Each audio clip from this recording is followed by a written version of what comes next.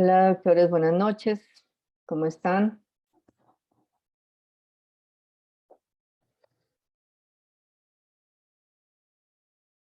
Bueno, espero que muy bien. Vamos a dar inicio a la clase de hoy, que corresponde a diagnóstico de trauma maxilofacial. Es importante, muy importante para ustedes, doctores, cuando ya están casi a puertas de estar fuera de la universidad, en un momento de hacer, digamos, una práctica rural o de hacer algún tipo de práctica a nivel hospitalario en un municipio donde solamente usted es el odontólogo del hospital. En caso de que lleguen algún tipo de trauma maxilofacial, pues usted será el primero en recibir ese paciente. Recibir ese paciente o el primero en recibirlo implica iniciar todas las fases de diagnóstico para ese paciente.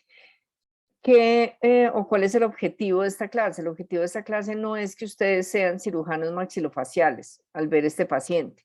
El objetivo de esta clase es que ustedes diagnostiquen, sepan evaluar, puedan hacer un diagnóstico y puedan hacer un manejo inicial de este paciente de trauma. ¿Listo?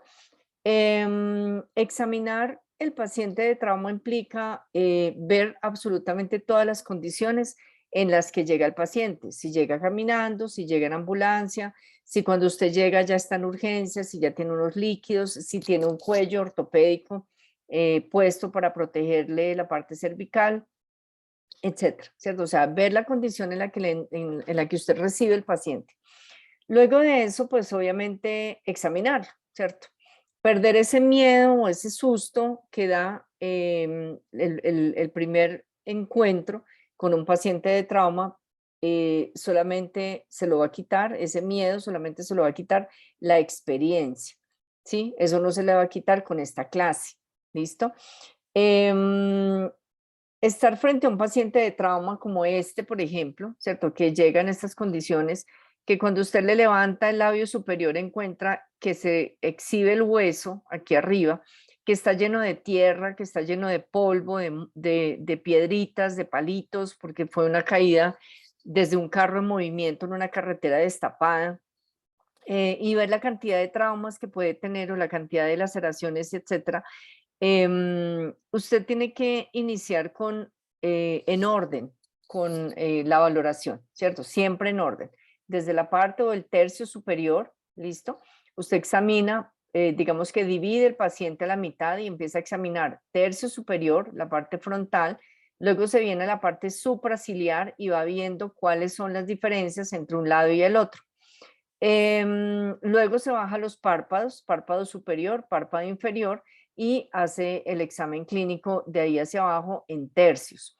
El tercio o la parte extraoral es lo primero que usted evalúa y luego ya se mete a la parte intraoral para buscar algún tipo de heridas u otros traumas adicionales. ¿Listo?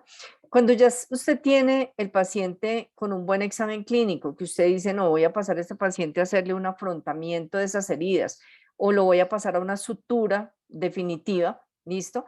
Es porque usted ya sabe las condiciones en las que está ese paciente. Es porque sistémicamente ese paciente está en condiciones de recibir una anestesia local o una anestesia general, o es un paciente que por el tipo de trauma y por la cantidad de sangre que recibió usted no lo puede ni tocar, ¿listo?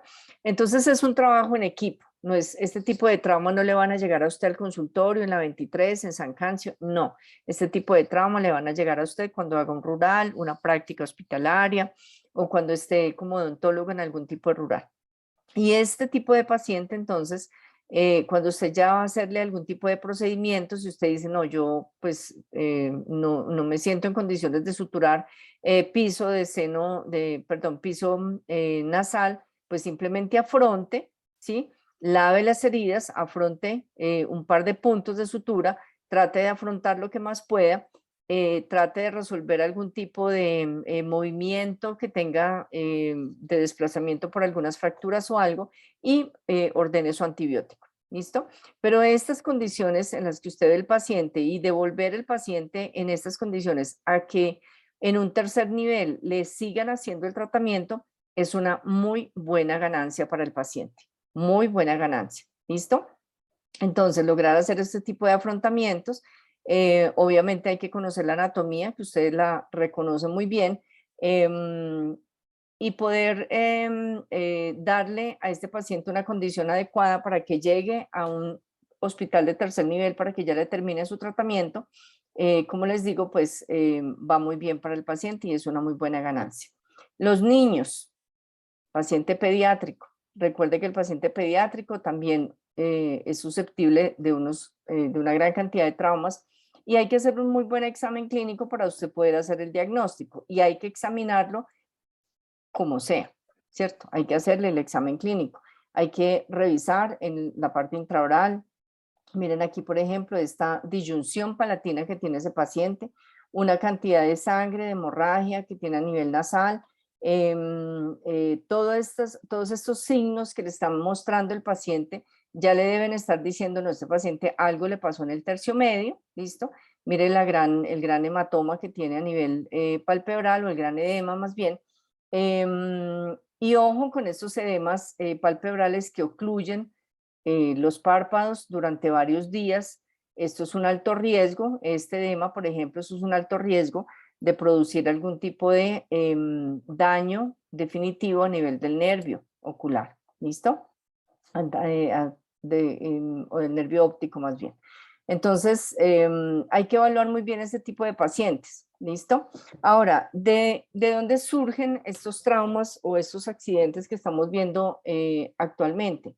La mayoría de ellos son accidentes automovilísticos. Estos traumas que ustedes ven en estas fotos, antes, hace muchos años, pues en realidad no se veían tanto, porque el tipo de automóviles que se manejaban en esa época pues eran a 30 kilómetros por hora, máximo 50 kilómetros por hora.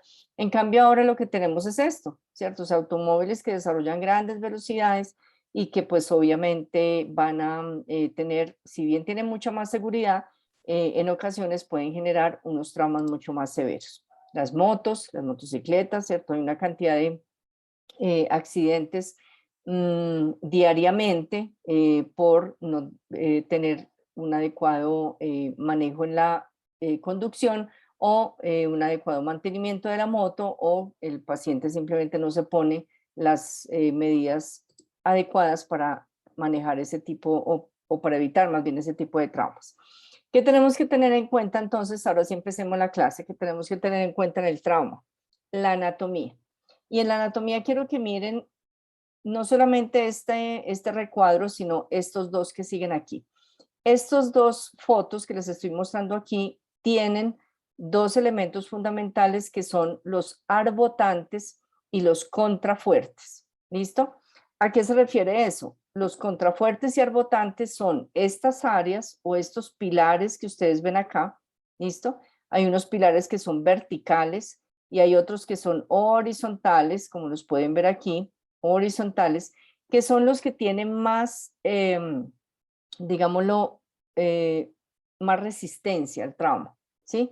Que si yo recibo un trauma a nivel mandibular, estas áreas o estas líneas que están trazadas aquí en colores es lo que más fuerza tienen o más resistencia a ese tipo de traumas. Difícilmente se fracturan, pero cuando se fracturan, usted tiene que definir o determinar que el trauma de ese paciente fue severo. Por eso, a la mayoría de los pacientes cuando sufren traumas a nivel facial, se considera que hay que ponerles cuello ortopédico. Ese cuello ortopédico lo que hace, o ese collarín, lo que hace es proteger el área cervical. ¿Por qué proteger el área cervical? Porque si se fracturó alguno de estos arbotantes o estos contrafuertes maxilares o mandibulares, quiere decir que la energía cinética que generó ese trauma fue tan fuerte que pudo generar un latigazo a nivel del cuello y por eso el paciente requiere proteger el área cervical con los cuellos de protección hasta que se le tome una radiografía o una tomografía y se defina que ese paciente no tiene ningún tipo de lesión cervical. ¿Listo? Entonces, por eso siempre estos traumas maxilofaciales se consideran un TEC. Un TEC es un trauma encéfalo-craneano, ¿ok? Y ese TEC siempre tiene implicaciones a nivel cervical. Entonces, importante aquí que ustedes vean, perdón, o identifiquen cuáles son los contrafuertes o arbotantes. Se llaman cualquiera de los dos nombres, contrafuertes o arbotantes. Entonces tenemos de maxilar superior, de maxilar inferior, aquí a nivel mandibular, tanto mandibular superior como mandibular inferior. Y en maxilar superior tengo maxilar superior y área superior y maxilar superior, área inferior. ¿Listo? Horizontales, que son estos, horizontales, y los verticales. Esas son las áreas más fuertes de la región facial. Ahora, cuando tenemos el paciente delante de nosotros, tenemos que empezar a buscar los signos y los síntomas generales en trauma. ¿Cuáles son? Dolor, obviamente. Usted le va a palpar a este paciente, por ejemplo, en la zona palpebral, el paciente se le va a pegar del techo por el dolor, ¿listo? Entonces, lo primero que usted encuentra en el paciente como signos y síntomas será dolor. ¿Qué será epistaxis? ¿Qué me quiere decir que es epistaxis? Profe, ¿no es cuando hay hemorragia nasal? ¿Me estás diciendo o me estás preguntando? Te estoy diciendo. Eso, entonces, cuando hay hemorragia nasal. ¿Listo? Perfecto, Doc. Cuando hay salida de sangre por nariz, usted lo va a reportar en la historia clínica, no me vaya a poner, le sale sangre por la nariz, ¿cierto? No, lo llama epistaxis, ¿listo? ¿Qué será entonces rinoliquia?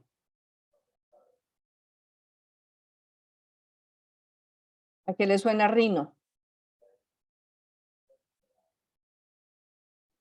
Doctores, ¿a qué le suena rino? A nariz. A nariz, perfecto. Y liquia se refiere a líquido cefalorraquídeo. Entonces, salida de líquido cefalorraquídeo por el área nasal, ¿ok? ¿En qué traumas creen ustedes que se vea comprometido para que me salga líquido por la nariz? ¿Qué tipo de trauma? ¿En qué área anatómica tuvo que haber tenido un trauma o una fractura para que se me generara salida de líquido cefalorraquídeo por la nariz? ¿En qué área creen ustedes? Si ven aquí este paciente, por ejemplo. ¿Dónde? Doctores, anatomía. ¿Qué huesos estarían comprometidos? Frontal, ¿sí? Frontal y huesos propios de la nariz, ¿ok? Si tengo fractura a nivel frontal, aquí, y a nivel nasal, recuerden que aquí tengo cerdillas etmoidales, la fractura es muy fácil en esa zona y el trauma, al ser tan fuerte, pues me va a generar salida de líquido cefalorraquídeo y pasa al área nasal, ¿ok? Entonces, dolor, epistaxis, rinoliquia, pérdida del contorno óseo, obvio, ¿cierto? Si yo le considero a este paciente, por ejemplo, que tiene una fractura de piso de órbita y yo le toco esa zona del piso de órbita o se le ve, ¿cierto? Que puede tener una pérdida del contorno óseo. O tiene una fractura malar, por ejemplo, o de cigomático, pues aquí voy a ver una pérdida del contorno de la cara. ¿Listo? Perdón. Desviación a la apertura. Yo le digo al paciente, abra y cierre, ¿ok? Y el paciente se me desvía hacia el lado derecho o hacia el lado izquierdo, dependiendo del área que esté comprometida la fractura. Halitosis. La sangre acumulada a nivel de cavidad oral, como cuando usted vaya a evaluar ese paciente de trauma, a usted lo llaman a las 2 horas, 3 horas o al día siguiente, pues la cantidad de sangre que está dentro de la boca va a generar halitosis, ¿listo? La descomposición del hierro. Entonces eso hace el olor característico de la zona. Cialorrea, si el paciente no puede morder, no puede cerrar su boca, no es capaz de hacer oclusión, pues toda la saliva, al paciente le va a dar mucho fastidio tragársela por la cantidad de sangre más saliva. Entonces lo que hace el paciente es dejar que la saliva salga. Entonces simplemente boca medio abierta o semiabierta y deja que la saliva salga de la cavidad oral. Hipoestesia. Depende del área que esté comprometiendo el trauma. Si la fractura fue a nivel de maxilar superior, por ejemplo aquí en esta zona, y esa fractura me involucró el nervio infraorbitario, pues obviamente el paciente cuando yo lo toque por aquí me va a decir, no, yo ahí no siento nada, ¿cierto? Porque el nervio ya fue dañado, tuvo un daño completo que es la neuroedmesis, y al tener ese daño completo, pues obviamente no hay sensibilidad. ¿Listo? Entonces, una hipoestesia o puede haber anestesia de la zona.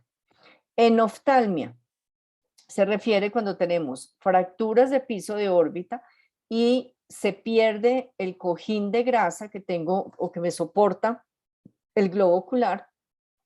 Ese cojín de grasa se me va hacia el seno maxilar porque hay una fractura y hay una ruptura del piso. La grasa se desciende y obviamente el globo ocular pierde su altura o se va hacia la zona posterior. Eso se llama enoftalmia, o sea, es como ver el ojo hundido. ¿Listo? Diplopia. ¿A qué se referirá diplopia? ¿Qué le suena? B doble. Entonces usted le dice al paciente, ¿cuántos dedos ve aquí? Y el paciente le dice 6. ¿Listo? Eso es diplopia, cuando empieza a haber una visión doble. Hemorragia subconjuntival, perdón, es como lo que alcanzan a ver de pronto dentro de la conjuntiva, no esto, ¿sí? Esto es otro signo diferente.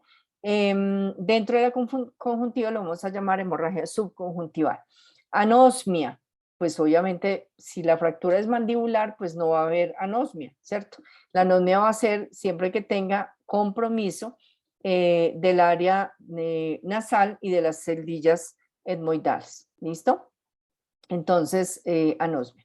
Maloclusión, puedo tener maloclusión en fracturas maxilar superior, en fracturas mandibulares, fracturas de cuello, de cóndilo, fracturas de ángulo mandibular, cualquier fractura que me genere escalones a nivel óseo y que eso implique mover dientes o en áreas donde tengo estructuras dentales, pues ahí voy a tener la maloclusión. Equimosis es lo que estamos viendo acá, signo de mapache y signo de Batlle. El signo de mapache es cuando tengo este hematoma o esta equimosis bipalpebral, o sea, los dos párpados y los dos lados, ¿ok? Signo de mapache, por eso se debe ver en los 4 párpados comprometidos. Y el signo de Batlle es este. El signo de Batlle es esta equimosis o este gran hematoma en la zona posterior del pabellón auricular, o sea, en toda el área donde tengo la apófisis mastoides, ¿ok? Cuando tengo en un paciente este signo, quiere decir que el paciente tiene una fractura de base de cráneo. Entonces, ojo con este signo, no mueva a ese paciente, no lo manipule, no le haga nada, porque lo más seguro es que tiene una fractura en base de cráneo, ¿ok? Diplopia, mírelo acá, ¿listo? Entonces, doctora María Fernanda Arenas, ¿puedes abrir tu micrófono, porfa? Sí, Doc. Listo. Dime de los anteriores signos que acabamos de ver, ¿cuáles tiene esta paciente? Además de la diplopia, que ya se la estoy soplando aquí. ¿Cómo describirías este paciente en la historia clínica? ¿Con qué signos de los que acabamos de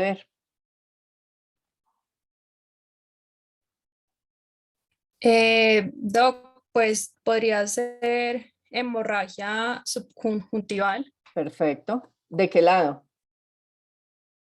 el lado izquierdo. Eso, entonces hemorragia subconjuntival, lado izquierdo, ¿qué más?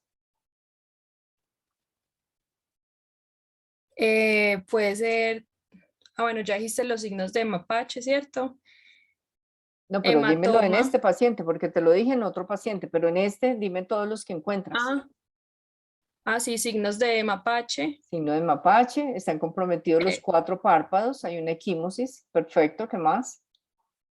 Hematoma, Hematoma, ¿dónde? pues en la parte izquierda más, pero en la derecha también. Por eso, pero ¿hay equimosis o hematoma? Una cosa es equimosis y otra cosa es hematoma. No, entonces hay equimosis. Equimosis en el lado derecho, aquí también tienes equimosis, ¿cierto? En la mayoría, pero esto aquí puede ser un hematoma. La diferencia es cuando tú palpas, ¿cierto? A la palpación sientes que está acumulada sangre ahí, diferente de esto que tú lo palpas igual en todo el aspecto de la anatomía. ¿Listo? Más la Listo, diplopia pues que tenía la paciente. Gracias, Doc. Ahora, ventajas de listo. manejar los pacientes de trauma facial, que con un buen tratamiento oportuno, con el tratamiento adecuado, con las suturas adecuadas, con el manejo adecuado de las heridas, pues el paciente evoluciona supremamente bien. ¿Listo? Entonces, ¿de qué depende el éxito de este tipo de manejo? De la atención de urgencias, de la atención inmediata, de que usted reciba a ese paciente, lo evalúe de forma adecuada, haga el diagnóstico necesario, maneje las heridas de la parte inicial lo más rápido posible, lave muy bien, obviamente, esas heridas para que no se sobreinfecten y maneje los medicamentos adecuados. ¿Listo? Miren aquí, por ejemplo, esto sí sería, aquí tiene una parte de hematoma, ¿listo? Hematoma, y el paciente es muy riesgoso que el paciente no abra los párpados. Hay que tratar de manejar esto lo más rápido posible para que el paciente pueda abrir y el nervio óptico siga funcionando de forma adecuada. ¿Listo? Esto, por ejemplo, ¿qué les llama la atención de esta foto, de este niño? ¿Qué le llama la atención de acá? ¿O no les llama la atención nada? Profe, pues hay una fisura profunda ahí entre ese lateral y ese canino. Perfecto. ¿Tú Como crees que si parece. yo muevo este segmento se mueve? Si yo intento moverlo, ¿tú crees que esto se mueva? Profe, yo creería que el anterior se Ok, movería. perfecto. Esto se llama un escalón. ¿Listo? Cuando ustedes ven que se pierde la continuidad del plano oclusal y que obviamente tiene esta herida tan profunda aquí en esta zona, esto lo vamos a describir en la historia clínica como un escalón. ¿Listo? Entonces, esta es la parte extraoral del paciente. ¿Qué ven en esta parte extraoral? ¿Qué signos de los que acabamos de ver ven en esta parte extraoral?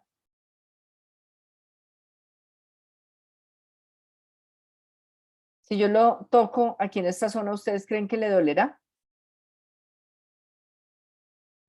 Profe, yo creo que sí, porque pues acá veo como si tuviera un hematoma.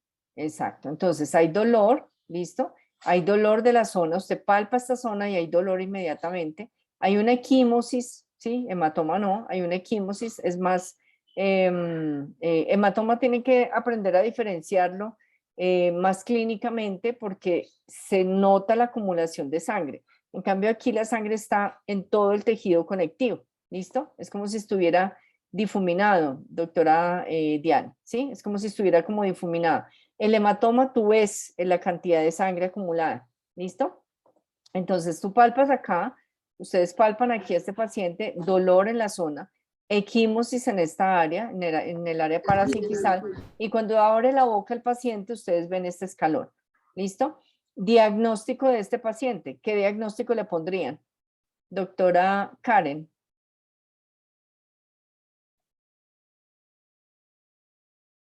Doctora Karen. ¿Qué diagnóstico le pondrías a este paciente?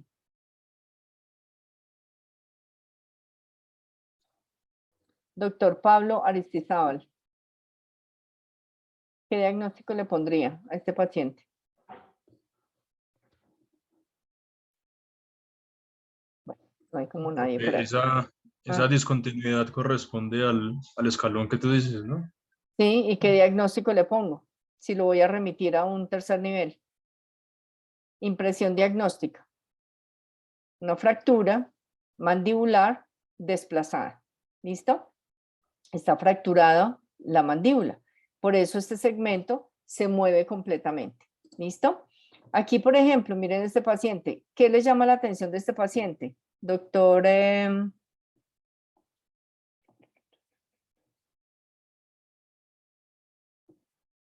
doctora Guadalupe Areiza. ¿Qué te llama la atención de este paciente?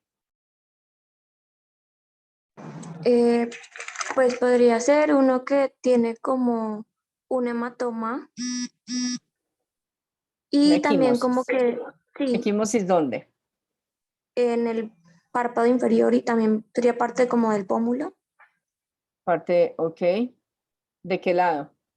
Se les está olvidando poner el Derecho, lado, doctores. derecho.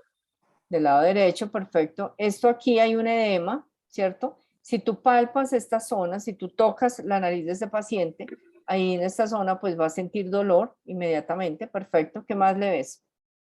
¿Qué otros signos? El lado derecho también se ve como una inflamación y como que el paciente al parecer no puede como cerrar la boca. Perfecto, mordida no puede. abierta. ¿Listo? Una mordida abierta. Perdóneme un segundo, por favor.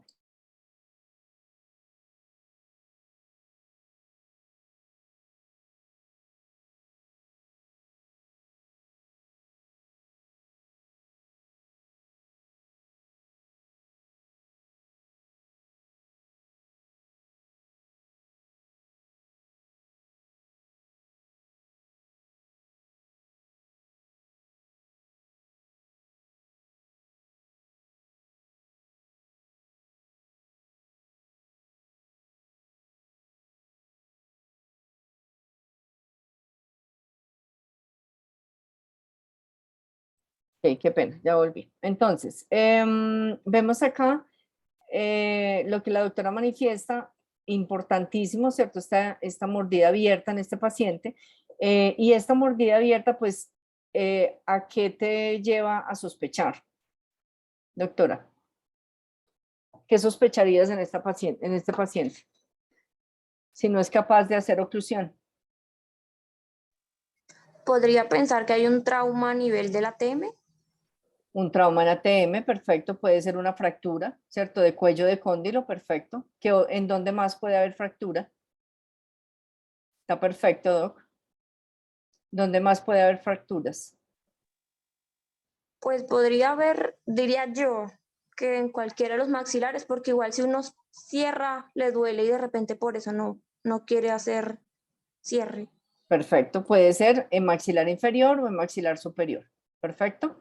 Ahora, en los niños es importante que tengan en cuenta que los niños tienen mucho más colágeno, es más difícil que se fracturen, o sea que cuando se fractura un niño, quiere decir que el trauma tuvo que haber sido, o sea, la energía cinética tuvo que haber sido muy fuerte para que genere fractura. ¿Listo? Entonces vemos aquí, esto sí es un hematoma, mírelo acá, acumulación de sangre aquí en este punto, aquí en esta área, mírelo acá, y todo esto en abrasiones y heridas que obviamente usted tendrá que manejar lavando muy bien estas heridas antes de hacer algún tipo de sutura. ¿Listo? ¿Qué nos dice la literatura frente a la frecuencia de los traumas? Nos dice que lo que más se fractura es el piso de la órbita, le siguen fracturas de las paredes del seno maxilar, fracturas nasales, mire sus fracturas mandibulares donde están, ¿cierto?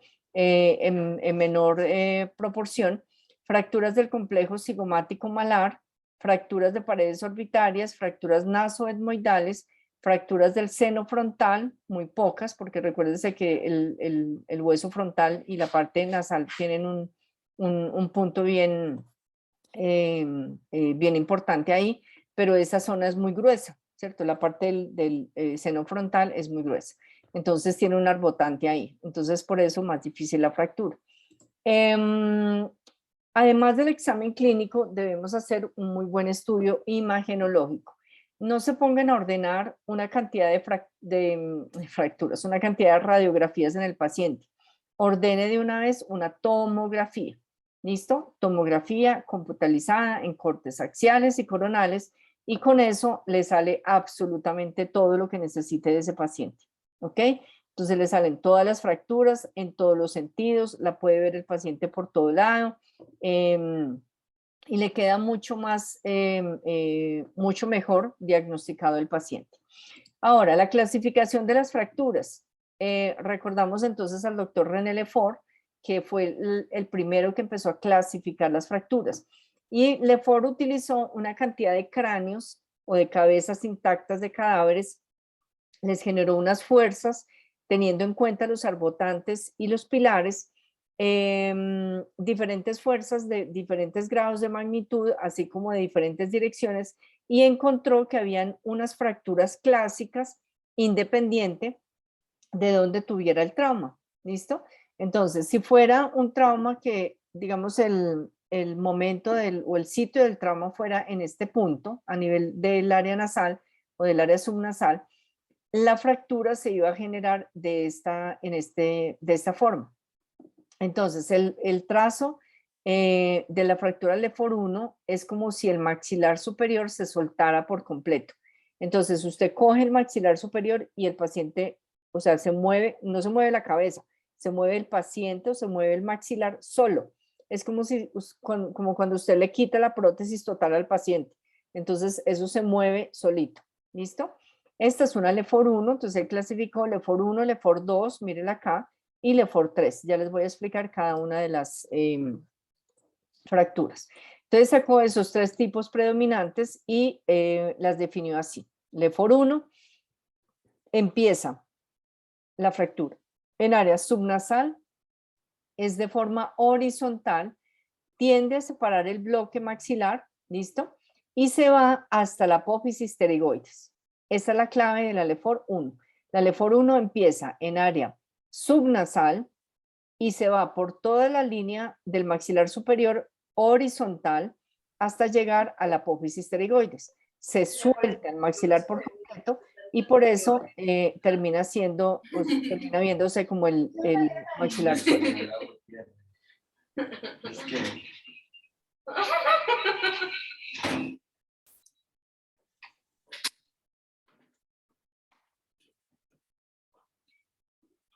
Doctora Manuela Gutiérrez, ¿puedes cerrar tu micrófono, por favor? Gracias. Esa es la LEFOR 1. Entonces, clínicamente, ¿usted qué va a ver? Mire aquí, una equimosis en la parte del surco maxilar superior, completamente arriba, ¿listo? No hay heridas, no necesariamente hay heridas, puede ser que no haya pérdida de la continuidad de la mucosa, pero sí, al haber esa disyunción del maxilar superior, pues obviamente la acumulación de sangre en el surco yugal superior. ¿Listo? En todo el fondo del surco yugal. Hay edema del labio superior y hay desviación de la línea media, claro, porque si se me suelta el maxilar, pues empieza o se mueve hacia un lado o hacia el otro. Mírelo acá en la tomografía. Área subnasal y se va horizontal, mírela aquí la línea de fractura, hasta la apófisis pterigoides, al lado y lado. Ahora, ¿que solamente fue en un lado? Sí, claro, puede haber una LEFOR 1, y quiere decir que solamente está comprometido un lado del maxilar, ¿ok? LEFOR 2 es la más frecuente y mírela aquí, ubíquese acá. Entonces, compromete la glabela, empieza la glabela. La anterior empezaba en subnasal. Esta compromete la glabela, se va por el macizo etmoidal, recuerde que está aquí en la base o en la pared lateral de la órbita, y involucra la pared anterior del seno maxilar y termina en la apófisis pterigoides. Al lado y lado, bilateral, tanto derecho como izquierdo, pero sigue ese mismo trazo. Es como si fuera un triángulo, ¿listo? Como triangular. Mire que empieza en glabela y va bajando por etmoides, pared anterior del seno, y termina en apófisis pterigoides. ¿Listo? Esa es la LEFOR 2. ¿Cómo vemos clínicamente al paciente? Mire que aquí ya veo una situación muy diferente de la anterior, ¿listo? No es solamente en el labio superior el edema. El edema empieza en toda la parte de glabela, en el área nasal, área bipalpebral, tanto derecho como izquierdo, signo de mapache por lo general y todo el edema por donde va la zona de la fractura, o sea, toda el área de tercio medio. Si voy a la tomografía, mírela acá, glabela, etmoides, pared anterior del seno y termina en pterigoides. Mire que es un triángulo, ¿ok? Ahora, clínicamente, usted como, además de ver todo este edema, usted podría ver que hay mordida abierta, hay dificultad para abrir y cerrar la boca, el paciente no es capaz, hay mordida abierta y pues obviamente el dolor severo en todas las áreas que están comprometidas con el trauma o con la fractura. LEFOR 3 es la más grave de todas, mírela acá, y es una disyunción de la cara del cráneo. O sea, se me suelta la cara del cráneo, digámoslo así. Es una disyunción. Es una fractura de alto riesgo neurológico, ya que va a comprometer la lámina cribosa. Eso se me va hasta el fondo, ¿listo? Hacia la parte de la órbita, en el fondo de la órbita, eso no es adelante, es en la parte de atrás, en el fondo de órbita. Y el diagnóstico hay que hacerlo con tomografía, igual que las anteriores, ¿ok? Entonces, clínicamente, ¿qué me va a mostrar? Un gran edema de la cara esto siempre tiene el signo de mapache, siempre se me va con signo de mapache, pero tengo además otras cosas, rinorrea o epistaxis o rinoliquia, ¿ok?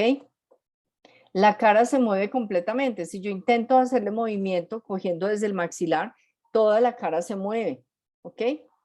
Y eso es lo que voy a ver en la tomografía, completamente disyunción de toda la cara, ¿sí? Todo el área, desde glabela hasta la parte posterior de la órbita, hasta la parte posterior de la órbita y obviamente movilidad de toda la cara, ¿listo? En este paciente puede haber algo muy grave y es la obstrucción de vías respiratorias por el descenso del maxilar y obviamente por la parte del paladar blando, el edema del paladar blando.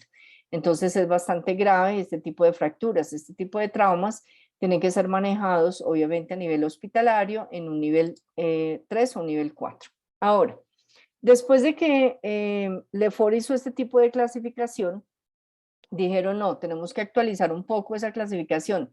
Si bien igual cuando sean o cuando estudien cirugía maxilofacial les van a hablar de fracturas Lefort 1, Lefort 2 y 3, ahora van a hablar también de fracturas de baja energía, de mediana energía y de alta energía. Esto lo clasificó el doctor Manson y colaboradores en 1990, ¿ok? O sea, ya lleva un par de décadas esa clasificación. ¿Por qué lo clasificaron así? Porque ya era difícil ver una fractura tan nítida como estas que vemos acá, por el grado de energía cinética de los carros, de las motos, de los traumas tan severos, ya no es solamente una línea de fractura, ya el paciente se fractura de esta forma, ¿listo? No es solamente la Lefort 3, puede tener además Lefort 2, más fractura mandibular, mírela acá, ¿ok? Entonces, esas son fracturas de alta energía. Hay un desplazamiento severo, grave con minución, la mayoría de esos casos se encuentra dentro de fracturas panfaciales. Fracturas de mediana energía, desplazamiento leve a moderado, grado variable de conminución. ¿Alguien me quiere decir si me están escuchando? Sí, profe. Sí, profe. Listo, gracias. Es que me están llegando aquí una cantidad de mensajes. Pensé que se me había ido la señal. Bueno, sigamos. Y fractura de baja energía, que obviamente tiene un mínimo desplazamiento. ¿Listo? Actualmente, por ese aumento de energía cinética de los traumas, ya vamos a ver mezclas. O sea, ya es muy difícil encontrar una Lefort 1 sola. ¿Listo? Como esta, por ejemplo, ya encuentro es una cantidad de fracturas. Unas pueden ser en un solo lado, otras pueden ser bilaterales, pueden ser de una cantidad de grado de complejidad que implica no solamente la parte anterior, sino que se me mete hacia la parte media a nivel de cara y a nivel de cráneo. ¿Listo? Siempre las apófisis pterygoides hay que evaluarlas muy bien. Pared anterior del seno. Esta ocupación del seno maxilar ya me está diciendo que, ojo, tengo o fracturas en la pared anterior o en la pared posterior o en el piso de la órbita para que esto se llene de sangre o de algún tipo de material, quiere decir que la fractura fue bastante severa. Mírenlo aquí, o sea, no se ve el seno maxilar, ¿listo? No se ve, está completamente ocupado. ¿De qué? De sangre, de edema, de grasa, del globo ocular, de muchas cosas. Y mire todas las líneas de fractura que tiene este paciente. Este paciente hay que decirle que tiene una fractura panfacial, o sea que están involucrados todos los huesos de la cara. ¿Listo? Ahora, hay otra clasificación que es esta, que es la que se llama fracturas NOE, naso-órbito-etmoidales. Se las menciono para que sea como de cultura general, ¿listo? Pero puede ser una fractura que es solamente aquí, ¿sí? Naso-órbito-etmoidal. Esta fracturita de acá, muy común, ¿listo? Muy común esta fractura. Y el manejo implica solamente reconstrucción con placas de titanio, con mallas, porque hay que poner aquí unas mallas, y debe ser con anestesia general en un hospital de tercer o cuarto nivel. Fracturas del segmento cigomático malar, ya nos vamos como hacia un lado, ¿listo? Que estas sí me van a mostrar clínicamente, por ejemplo, aquí mire una depresión, ¿listo? Puede ser que al inicio, el primer día, el segundo día, tengo aquí un edema y no me deja ver la depresión, pero cuando van pasando los días y si yo no tomé una tomografía o no vi esta fractura, pues al tercer o cuarto día ya voy a empezar a ver la depresión, porque obviamente se pierde este rasgo que me da el cigomático que está aquí o el malar. ¿Listo? Fracturas del segmento maxilar que contiene las estructuras dentales o la parte maxilar que genera pues oclusión. Obviamente esto tiene que implicar una pérdida de una alteración en la oclusión del paciente, ¿listo? Entonces pueden ser de sínfisis, de parasínfisis, a nivel mandibular, en cuerpo mandibular, en ángulo mandibular o en el maxilar superior.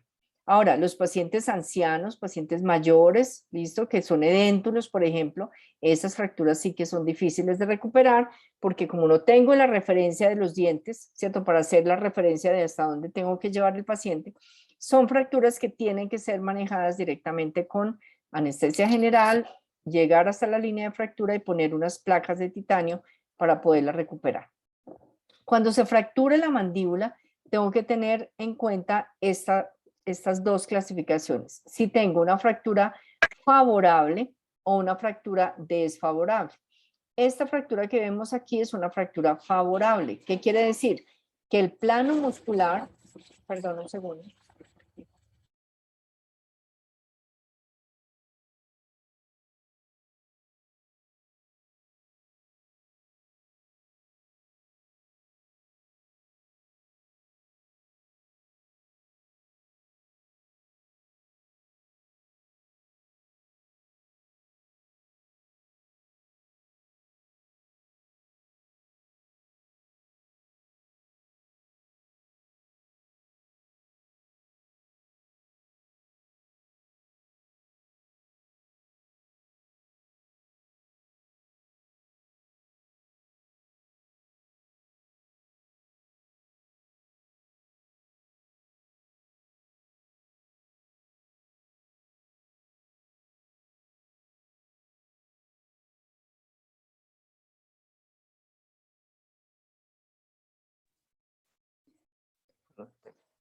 Entonces, una línea de fractura puede ser favorable o desfavorable. Esta es favorable, ¿por qué?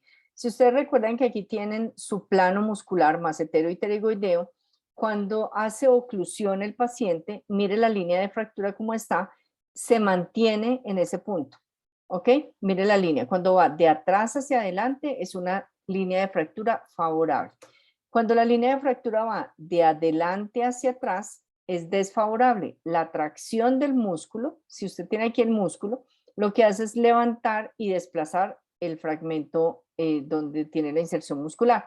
Entonces, recuerden que también la pueden clasificar como favorable o desfavorable. Ahora, ¿qué hacemos? Lo primero que tiene que hacer, asegure la vía aérea. Si usted es el que, por alguna razón, están en un rural, el único es el médico y usted como odontólogo, y el médico está atendiendo un parto.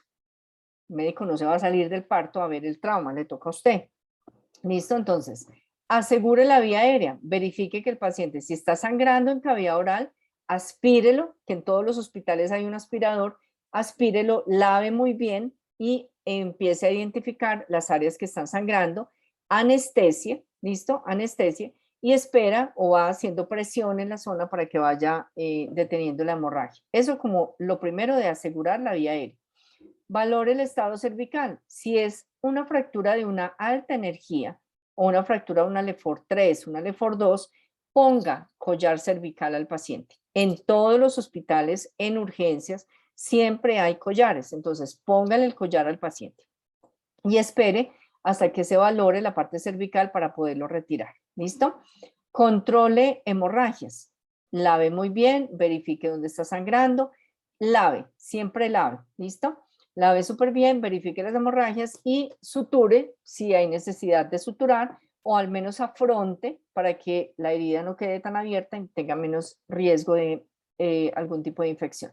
Valore la parte neurológica, dónde está, hoy qué día es, cuénteme qué le pasó, dónde sucedió, para saber si el paciente está ubicado en planos del espacio y del tiempo. Evalúe las fracturas, palpe, ¿listo? Toda la parte facial, evalúe muy bien para poder determinar si hay algún tipo de fractura. No trabaje solo, ¿cierto? Siempre trate de buscar el manejo multidisciplinario y verifique la posibilidad de problemas intracraneales, de fístulas de líquido cefalorraquídeo de posibilidad de pronto de ese párpado cerrado todo el tiempo que puede generar ceguera, vértigo, algún tipo de lesión dentaria, etc.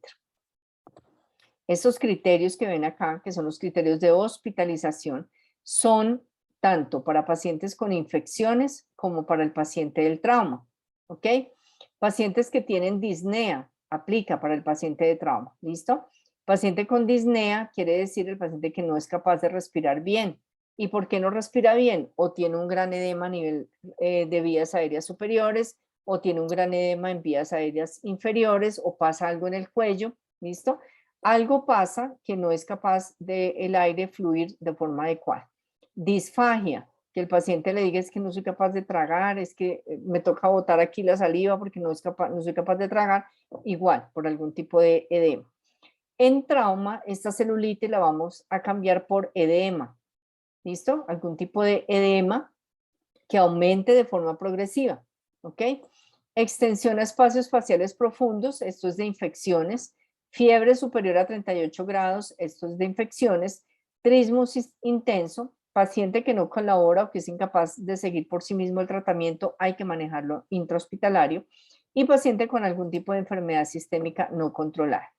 Estos medicamentos son los que utilizamos para pacientes de trauma. Ampicilina sulbactam, penicilina cristalina, amoxicilina con ácido clavulánico, cefalosporinas. Cualquiera de esas son las indicadas para manejar un paciente con trauma mientras usted lo remite a su zona, pues, a su hospital de manejo definitivo. ¿Ok? ¿Vamos bien hasta ahí, doctores? Sí, profe, súper bien. Bueno. Restaure la oclusión como pueda. Ya les voy a mostrar unos alambres circulares que manejamos.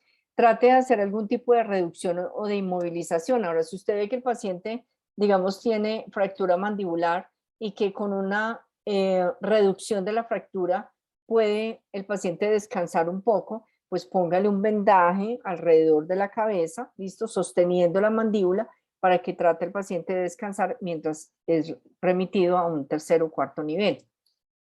Controle la infección, ya lo vimos con el tipo de antibióticos. Así es como le pueden llegar a usted los pacientes. Si usted dice, pero pues, ¿cómo hago para ver aquí? Entonces le da como miedo, como sustico. No, usted va retirando esto, lo humedece un poco, retira esto, listo, verifica si tiene algún tipo de herida en la nariz,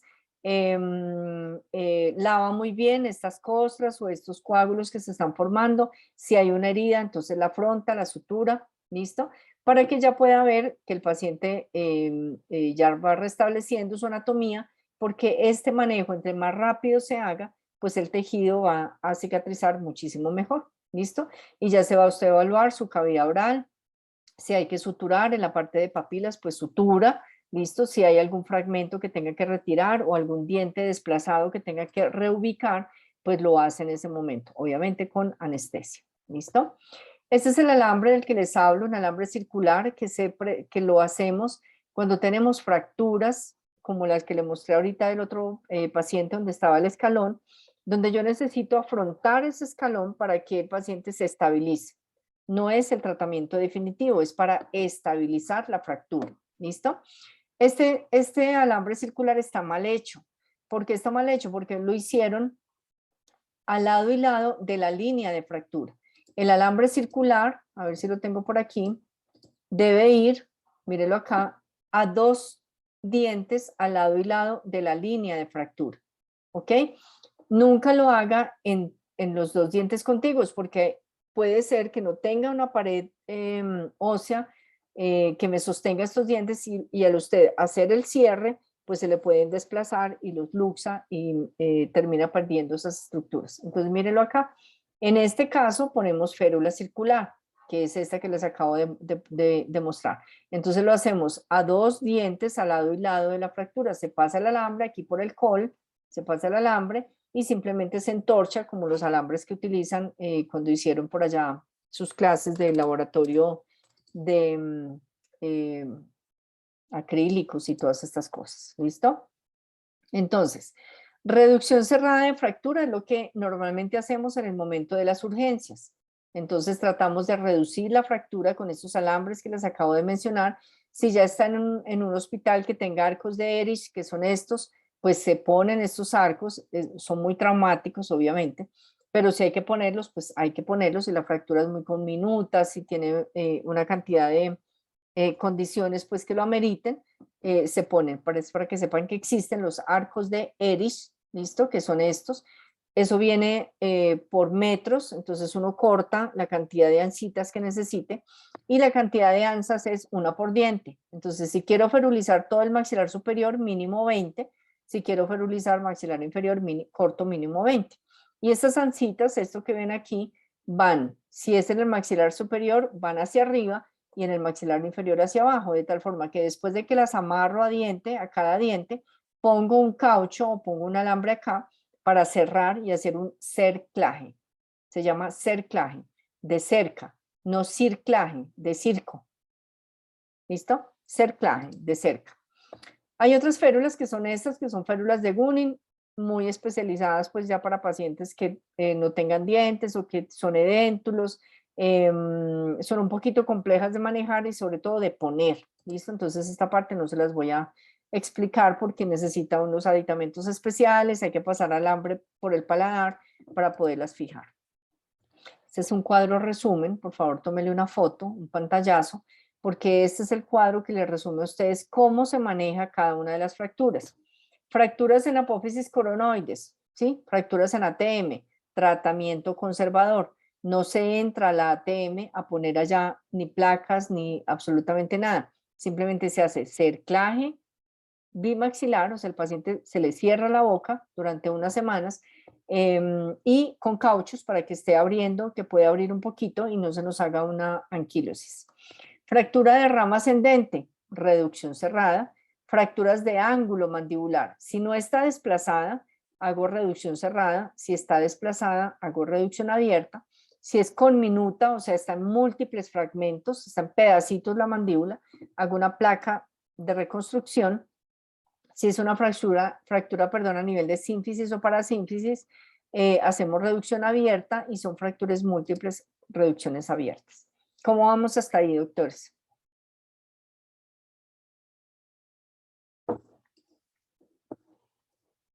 Ahora, vamos a ver otro tema interesante y es las heridas por arma de fuego. Siempre las heridas por arma de fuego tienen unas connotaciones especiales. El orificio de entrada es completamente circular, ¿listo? Casi que del tamaño de la bala, siempre es circular. Y el orificio de salida es completamente irregular y es mucho más grande, más explosivo y mucho más amplio que el orificio de entrada. ¿Listo? Entonces, mírelo acá, orificio de entrada, mírelo aquí, imagínense que pasa por todo este cuello y sale en boca.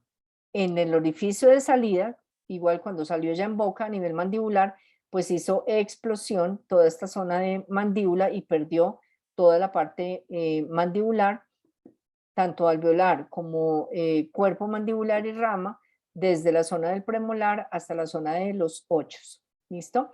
Entonces siempre será mucho más pequeño el orificio de entrada y mucho más severo el orificio de salida, porque es donde hace explosión ya la bala. ¿Listo? Pues explosión me refiero al efecto, no es que haga pues así, no. Ahora, en esos pacientes con heridas por arma de fuego es importante dos cosas. Una, que si cuando usted está operando el paciente para suturarlo, para controlar hemorragias, cerrarle las heridas o lo que sea, si usted ve la bala, la bala no puede ser manipulada con algún tipo de pinza metálica, una algodonera, una pinza de Adson, no. Tiene que ser manipulada con algo de madera o algo de caucho. Hay unas pinzas especiales que se utilizan en cirugía que son, como haga de cuenta, una pinza Adson, pero es plástica, ¿listo? Entonces, cuando son heridas por arma de fuego, esas pinzas están en la mesa. ¿Por qué? Porque si usted llega a tocar esa bala con una pinza metálica, le va a dañar las improntas que tiene esa bala. Y eso es un daño para algún tipo de investigación que haga el cuerpo de policía o el cuerpo que esté manejando ese tipo de investigación. Entonces, siempre la bala debe ser manipulada con algo plástico o algo de caucho, ¿listo? Que no le haga marcas. Y lo segundo que es importante es tener en cuenta estos antibióticos que son los que manejamos en pacientes con heridas por arma de fuego. Cefalosporinas, que ya vieron cómo se formulaba, gentamicina, clindamicina, metronidazol. Si ven, todos estos antibióticos son para anaerobios. Obviamente, por el manejo de la herida, que es por estas vías tan difíciles, pues es muy, o por vías internas, es muy difícil que llegue aire a esas zonas por donde pasó la bala. Entonces, tiene que ser medicamentos antibióticos para anaerobios. Gentamicina, clindamicina, metronidazol y cefalosporinas intravenosa. Trauma de tejidos blandos. En trauma de tejidos blandos, pues yo creo que no hay mucho que hablar, ¿cierto? Simplemente cuando le llegue el paciente, lave muy bien, debride si ya llega con algún tejido necrótico, quite todo ese tejido necrótico, si han hecho alguna sutura previa por alguna urgencia y le llegó a usted y ya usted es el que va a hacer el procedimiento definitivo, elimine todo lo que le hayan hecho y vuelva otra vez a reparar, ¿cierto? Porque puede ser que esta sutura, que es una seda, se la hicieron para simplemente afrontar, ¿cierto? No es un tratamiento definitivo. Y ya hace usted el tratamiento definitivo, lava muy bien, verifica los bordes de la herida, verifica la parte interna.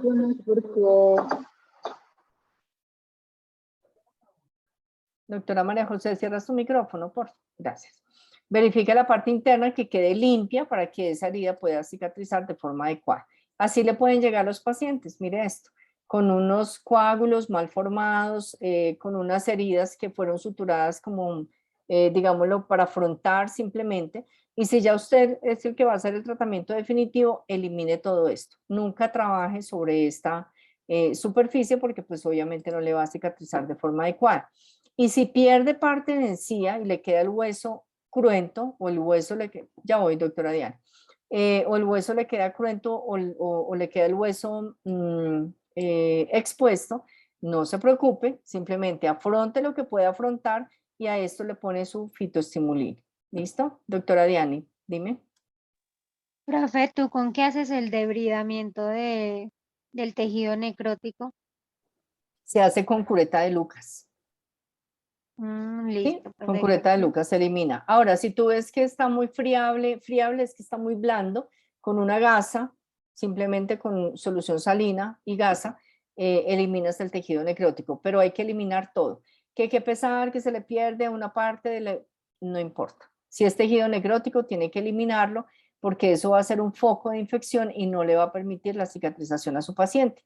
Mire ese mismo paciente como va cicatrizando con el fitoestimulín y se le va empezando aquí a generar hueso en la zona del maxilar superior y que quede súper limpio. ¿Listo? Eso es lo más importante, que quede muy limpio.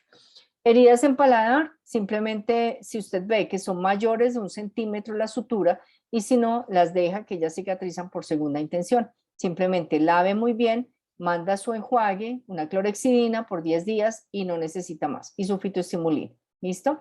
Pero si son heridas mayores de 1 centímetro, sí debe suturarlas. Heridas en lengua. Este es el mismo paciente. Cuando lo recibí, día 3, porque no lo habían llevado a valoración, día 6, día 12. ¿Listo?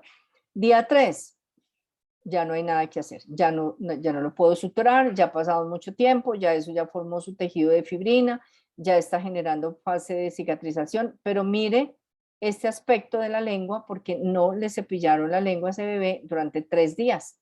Entonces mire este aspecto.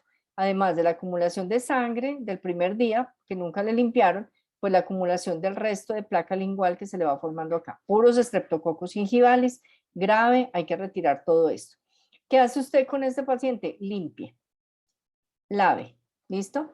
Deje la herida lo más limpia posible para que ese paciente luego se siga lavando ya de forma adecuada y esto va cicatrizando por segunda intención, ¿listo? Día 6 con fitoestimuline, no le hicimos, pues ya no había forma de hacerle sutura. Día 12, mire cómo va, aquí pues es difícil el niño para tomarse la foto, pero alcanzan a ver aquí, la lengua limpia, clave es esa parte, ¿cierto? La parte de la higiene, que el paciente se concientice o concientizar al paciente de la importancia de mantener esto súper limpio para que esto me cicatrice de la mejor forma necesaria. Ahora, si la herida en la lengua implica bordes laterales o el ápex lingual, o sea, si está la herida involucrando esos bordes, tienen que suturar. ¿Listo? No les sirve el fitoestimuline. Ahí sí tienen que suturar. Y sutura por planos. Entonces, ¿qué sutura vamos a usar aquí si esto es una herida que tiene que quedar la sutura aquí interna? Pues un Vicryl, ¿cierto? Un material reabsorbible. Entonces pone sus planos de sutura internos y luego afronta la parte externa. ¿Listo? Anestesia. Entonces, ¿dónde anestesio a este paciente? Pongo unas gotas de anestesia por aquí. Pues gotas me refiero infiltre. ¿Listo? La lengua con anestesia.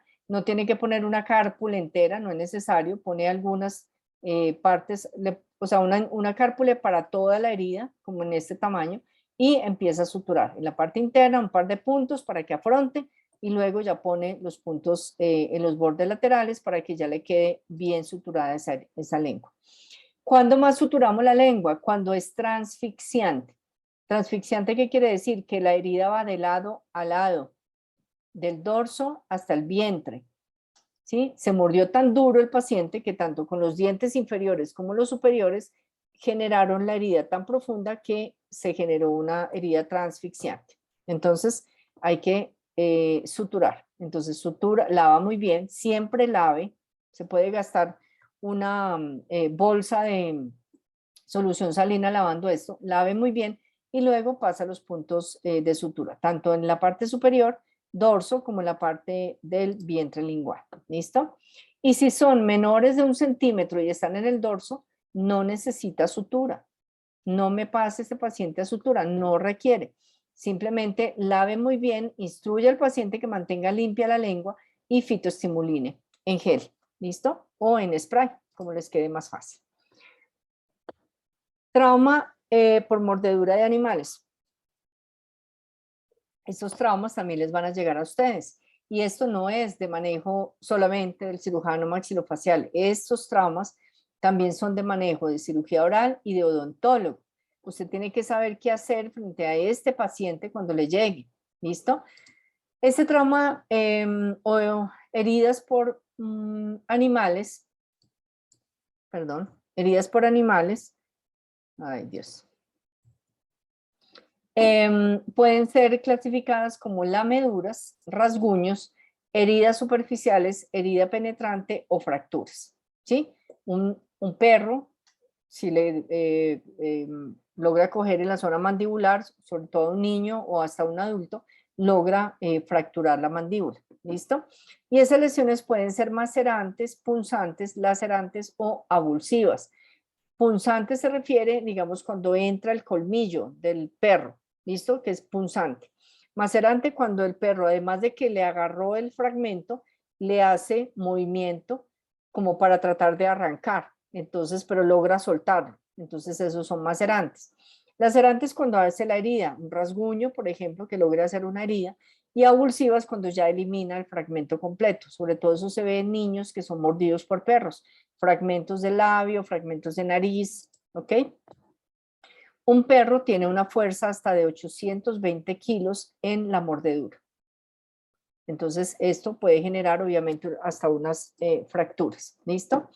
El grado de severidad de la herida está clasificada por el doctor Lachman y fue modificada en el 2009. Y estos son, digamos, como la clasificación de la severidad.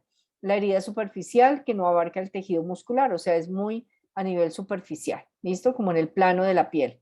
Herida profunda que abarca el tejido muscular, herida de espesor total de la mejilla o el labio con compromiso de la mucosa oral. Siempre las heridas que tengan que ver con animales y que involucren labio o mejilla o cavidad oral se clasifican como 2B. ¿Ok? Ahora, que además de comprometer la boca, eliminó una parte del labio, pues se va a una 3A.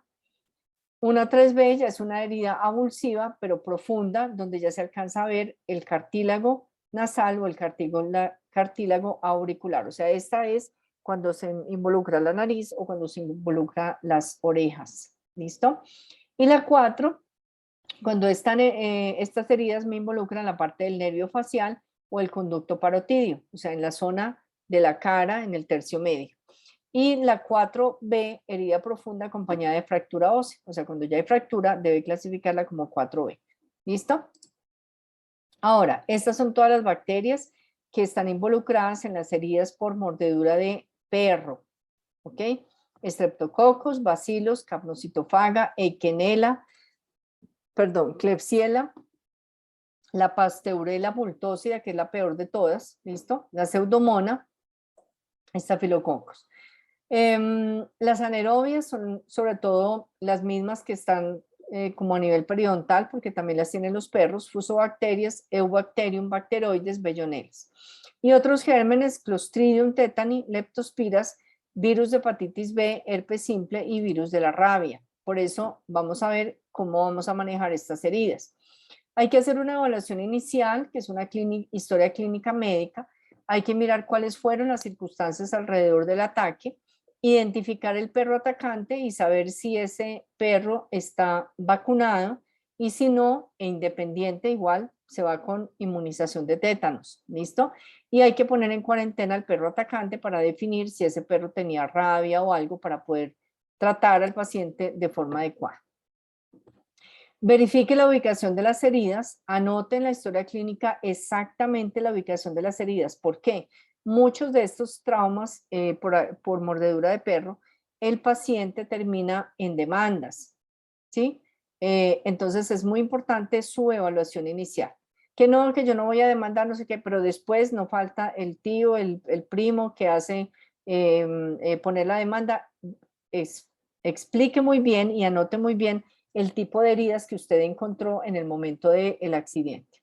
Haga muy bien examen intraoral, evalúe siempre los niños, ancianos o pacientes con compromiso sistémico, deben ir con manejo intrahospitalario. ¿Listo? Mírenlo acá. Entonces, estas heridas, miren acá, rasguños, heridas tipo 2B, como esta, por ejemplo, mire esto, ¿sí? Heridas por mordedura de perro. Por lo general, este tipo de heridas las maneja cirugía plástica. Nosotros como odontólogos, cuando se involucra el borde bermellón y la parte de la cara, no las manejamos. Nosotros odontólogos, ¿listo? Pero si usted ya es cirujano maxilofacial o trabaja en un hospital y lo hace en conjunto con un cirujano plástico, pues hay que hacer un trabajo multidisciplinario, ¿listo? Pero ¿qué pasa si usted está solo en una vereda, en un hospital, está en el Chocó, el paciente no se puede mover de allá, es un paciente que de aquí a que lo trasladen pues hasta Medellín, mejor dicho, no tiene cuándo, pues le toca a usted, ¿sí? ¿Qué es importante en estas heridas? En estas heridas es clave que cuando usted sutura y está involucrado el borde bermellón, ese es el primer punto que usted tiene que poner, ¿sí? Unir o tratar de recuperar este borde bermellón. Ahí es donde tiene que poner el primer punto de sutura y ahí va armando la herida del paciente. ¿Listo? Hasta que ya logra esto, para que tenga una buena cicatrización. ¿Le va a quedar cicatriz? Sí. Y eso hay que aclarárselo al paciente inmediatamente. ¿Listo? O a la familia más bien, porque igual el niño pues en ese momento no es importante.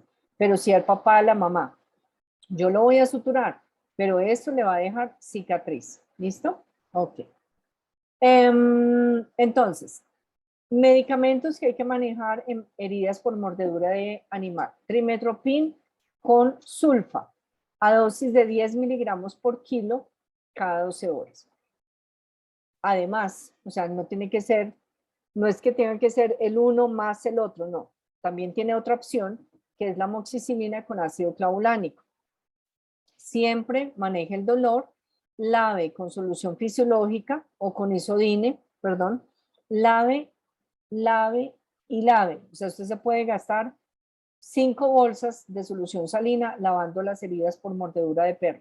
Tiene que anestesiar para que el paciente le aguante el lavado. ¿Listo? Entonces pone anestesia intraoral, si involucra por la zona de los labios, y empiece a lavar. ¿Listo? Lave con isodine, lave súper fuerte, que está sangrando, lave, porque eso es lo más importante en las heridas por mordedura de animal. ¿Listo? Hay unas heridas que no se suturan porque es más grave el riesgo de infección a futuro. Entonces, por eso es importante manejarlo en conjunto con el médico del hospital o con el cirujano plástico. Pero las heridas en boca, las heridas en cara, son muy importantes, que tienen que ser lavadas, afrontadas, ¿listo? Y ya luego define si lo van a afrontar definitivamente, o sea, van a hacer la sutura definitiva. Pero lo más importante aquí es lavar, ¿listo? Lave, con isodine, con solución fisiológica, con agua oxígeno, con lo que tenga, pero lave, ¿ok? Listo. Ya les hablé de los antibióticos, control estrecho para prevenir o controlar la infección, reconstrucción en caso de que sea necesario, ¿listo? Entonces aquí el primer punto que tiene que poner es este, de aquí, desde este borde hasta este borde. Este borde vermellón es el más importante de recuperar ahí, ¿listo? Hay que inmunizar al paciente, o sea, póngale tétanos, que ya la tengo, que me la pusieron, no importa. En la parte de urgencias tienen que hacer ese manejo de la vacunación de esos pacientes con herida por mordedura de animal. ¿Listo? Siempre pongan tétanos. Y este es el cuadro final para como todo lo que hay que hacer en los tipos de traumas por heridas por animal. ¿Listo? Preguntas, doctores. Está cayendo un aguacero aquí por mi casa. Se está cayendo el mundo más o menos. ¿Preguntas? Bueno. Les mandé, creo que algunos compañeros o las doctoras Juliana y la doctora Gloria, les mandó el link para la conexión para la clase de infecciones que no se pudo dar la semana pasada. Esperemos que este viernes sí. Si esa clase de infecciones cumple con mis expectativas, pues esa será la clase de infecciones, ¿listo? Y si no, entonces les doy la clase de infecciones, pero pienso que, según lo que sé, va a ser muy buena. Entonces, por eso quiero que la vean, la clase de infecciones, ¿listo? Si esta clase de infecciones es suficiente, yo les mando, de alguna forma, les hago saber. Entonces, el examen es el 5 de abril, ¿ok? O sea, no nos volvemos a ver en clase hasta el 5 de abril, que es el examen, 7 en punto, se activa el examen, ¿listo? Si esa clase de infecciones no me satisface, entonces en 15 días nos vemos para darle la clase de infecciones, ¿ok? O sea, el 29 de marzo. ¿Preguntas? Profe, de pronto esta conferencia la van a grabar para uno ver la Sí, grabación, porque yo, digamos, a esa hora tengo clase. Ah, no, la de infecciones no. La de infecciones Yo también tengo no clase logro en tener día. no logro tener la grabación. ¿Qué clases tienen? Yo tengo Yo los de intervenciones. investigación. Por eso, pero pueden hablar con su docente que les dé la opción de ver esa clase, que les dé una horita. Es de 7 a 8, es muy puntual, es de 7 a 8. Que les den la opción de que les den permiso esa horita. Es muy importante, de verdad. Me cuenta. Igual si hay mucha gente pues que no pudo ver la clase o algo, entonces hacemos la clase de infecciones el 29. ¿Listo? Me avisa, por favor. Ok. Listo, doctores. Feliz noche. Saludos. Chao. Que estén muy Doctora, bien. gracias. Gracias, profe. Mucho gusto.